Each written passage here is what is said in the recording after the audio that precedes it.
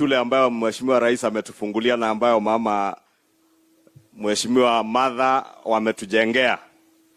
Tumeona iko na idadi ya 91 students, watoto 91. Na Mheshimiwa Rais umekuwa ukiwaambia wa Kenya hasa vijana wetu, umetembea nchi nyingi za kigeni kutafuta ajira ya vijana. Niwaulize tu vijana wa hapa Gilgil na hapa Elementaita that 91 students, hii shule iko na capacity ya kuchukua watoto hata 1000.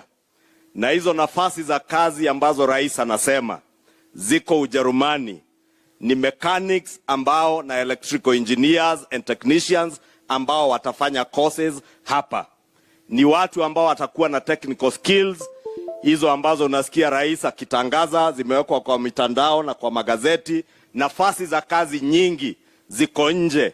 Zingine kama hao vijana wanasoma ICT kwa ICT hub hapa, kazi ambazo wataweza kufanyia hapa kijijini Elementaita, na wawe na kazi wanapata pesa in dollars huko nje.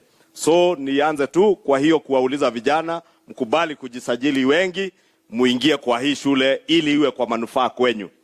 Your Excellency, nimesikia yale yamesemwa. Najua Osoro ni wakili mchanga kidogo na najua ako na kesi mingi mahakamani.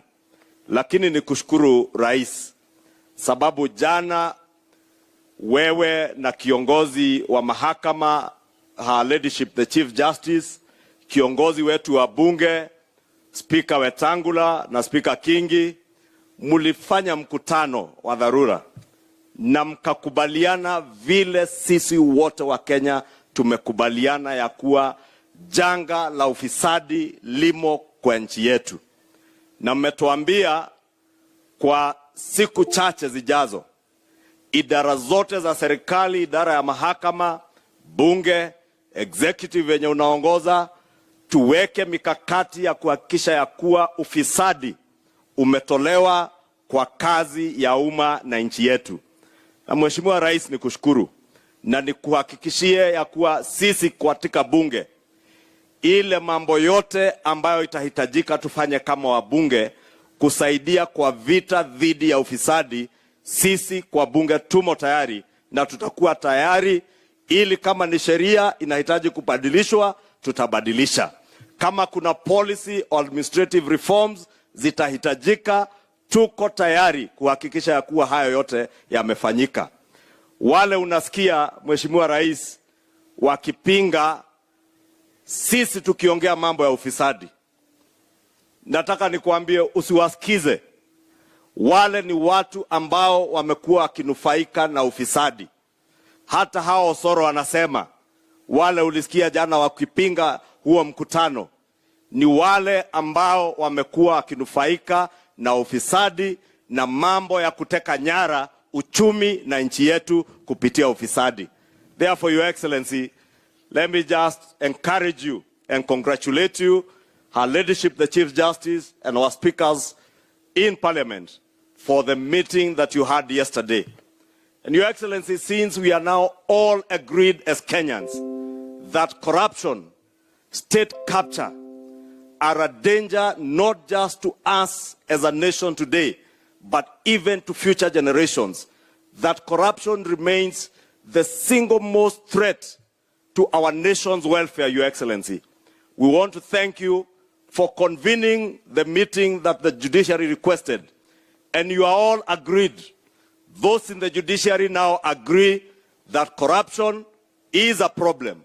Those of us in the legislature agree that we have a problem of corruption in Kenya.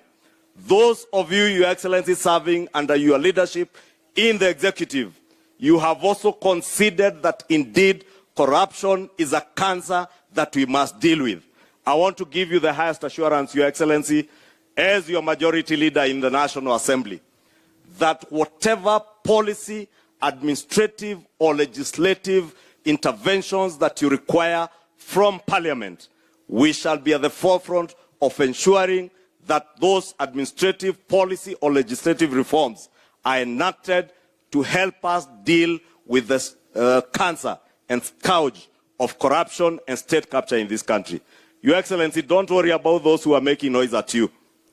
That you agreed at the request of our judiciary to convene a meeting to discuss the question of corruption. Your Excellency, those who are opposed to this discussion are beneficiaries of corruption and state capture, past state capture in this country. And Your Excellency, since you have told us that we must within a few days or in a month or so be able to have immediate short-term and long-term interventions. Your Excellency, unajua, I have a small proposal that I will be bringing to the table, that in the medium term to the long term, for this country to be able to address the question of corruption, we must institute a state capture commission that will deal decisively with how people who hold offices in this country use their offices to capture the state and perpetuate corruption as a norm or as a way of life in public office, Your Excellency. I will therefore be presenting proposals, Your Excellency, be it to the executive, to the judiciary, and even to Parliament, on the establishment of a state capture commission to help us to decisively deal with the scourge and the cancer of corruption in our country. Sitaki niseme zaidi ya hayo, Mheshimiwa Rais. Najua nimesikia hii Nakuru ni county wa mama ndio wanasema na wanaume tunasikiza. Na ni kweli. Sababu ukiangalia kutoka hapa hii Gilgil constituency, Mheshimiwa Mother akiongea bunge, sisi wote, hata mimi, huyu tu Mother ndiye anaweza kuniambia bunge majority leader sit down, na nakaa chini bila kuuliza swali.